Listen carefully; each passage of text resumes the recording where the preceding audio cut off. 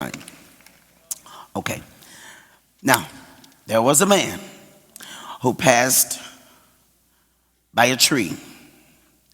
In this tree, there was a beautiful bird, and the beautiful bird made beautiful noise. And the beautiful bird began to chirp. Okay, now if you're visiting tonight, you ought to think we're strange. Is that the new amen? What was that? I'm sitting next to this woman who started chirping. Dude! It's a leftover thing from the storm yesterday.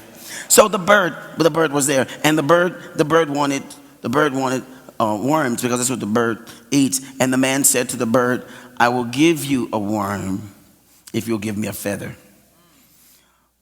The bird's feathers, his beauty was given to him. That was his gift. That's what made him noticeable, and that's what made him happy, and that's what made him sing. And so the man wanted to trade. He wanted the feathers, but the bird wanted the worms. The bird was given the ability to hunt worms, but when the man offered him a worm that he didn't have to work for, the bird took that worm. And the church said amen. And so then every day the man would come by and he would ask the same thing of the bird, and the bird would give him feathers every day. And one day the man did not stop by because the bird couldn't fly, wasn't beautiful, did not sing, and was very unhappy.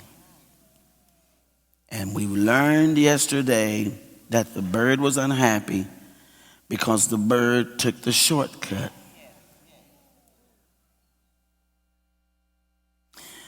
The shortcut was, let me give you a worm and you give me my feathers.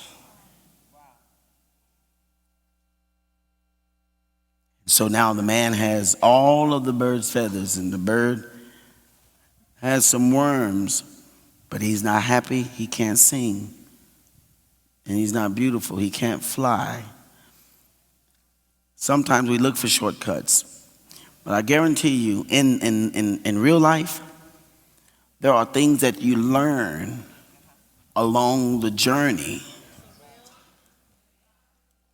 that will help you to be healthy and keep you alive if you're going to live long. Is it cold in here to anybody? It's a little cold. Yeah, it's a little cold in here to me too. I got used to the heat yesterday. I like hot church now for a minute. So I'm saying this because anybody in life that you know of would probably take the shortcut. Most people would love to sing a song but would hate to go to choir rehearsal. That's just it.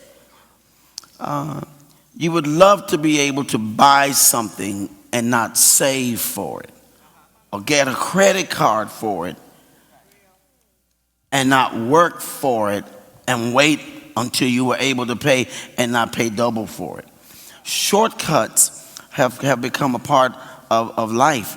I remember growing up at a time when roast took like 3 hours, 2 hours, I guess. Now roast is like what, 2 minutes, 30 seconds, ding.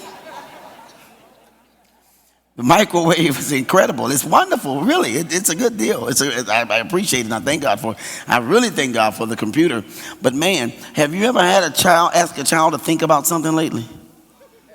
Have you ever asked a child his opinion?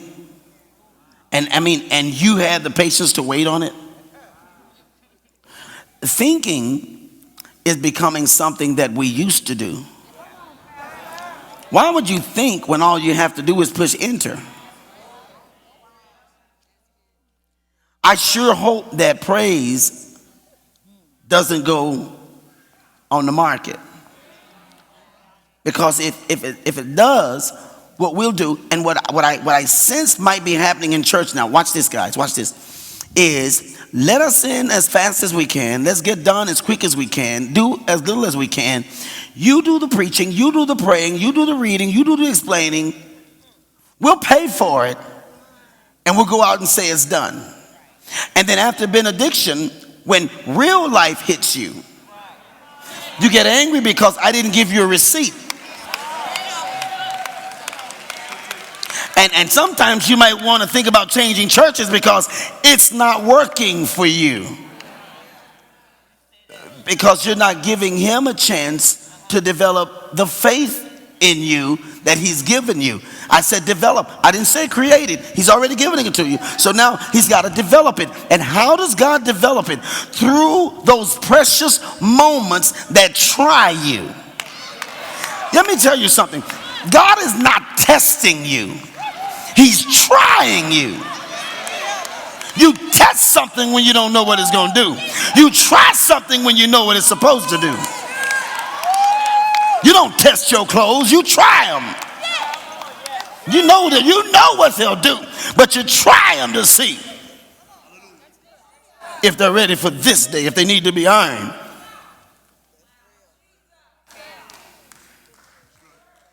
Your faith has to be tried. And that's what has caused your patience to develop. Are you with me? Amen. So here we go. You're gonna hear me talk a lot about this bird. I am probably trying to come up now. I don't know if it'll be a new hashtag or something for me, but I want you to, if you tweet at Rickie G. Rush, but I want you to hashtag Pastor Rush. Use hashtag Pastor Rush. Because I want to try within the next few months now to try to see if I can come up with some kind of something. I want the Holy Spirit to kind of lead me into it. I see him going there with it.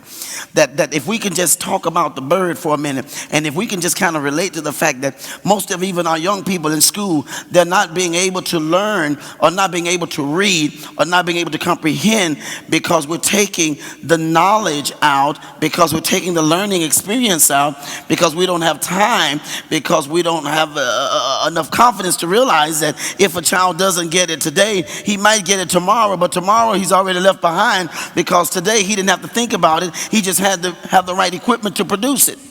It's amazing that now somebody is sitting up thinking about what kind of computers can we put in our schools to make it look as if we're really caring about our kids, instead of how to develop the right teachers who know how to compassionately love our kids who are not understanding, not because they're dumb, but because their hearts are broken when school starts. I went off on a thing then. I'm sorry. That had nothing to do with the lesson. But it has everything to do with saying, give me a worm and I'll give you my feather. Our children are not slow because we don't get it. We don't have access. Grandparents, come on, man. Don't quit. Y'all know the secret. It starts with saying no and watching them develop character after hearing no. There are no more no's in kids' life now. There are no no's will tell you who you are. No's will tell you who that joker is. No's will tell you what kind of friend you think you're really developing. Grandparents, you know what no's are. Now new parents can't say no anymore because no sounds like neglect, and no sounds like if you don't say yes all the time, the state will get your child. The state wants your child. By the 3rd grade, the child has another home called Penn. And I'm not talking about Penn State. I'm talking about State Penn.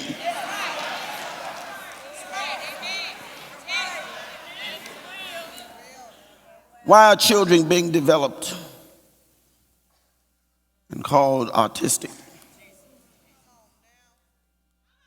at 2 and 3 years old? When they're 2 and 3 years old, they haven't even fully developed.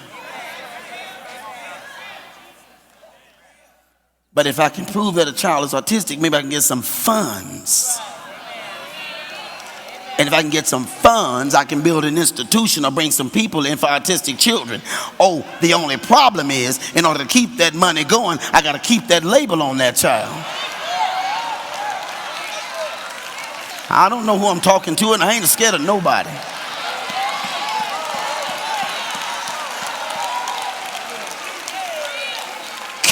Keep him autistic.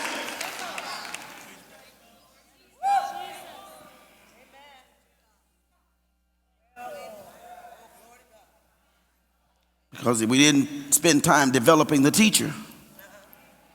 So of course nobody has time to develop the kid.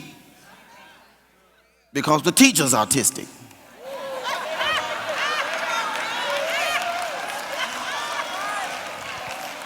Because the teacher's mentally ill. But somebody was able to fill a quick resume. Worm. You missed it.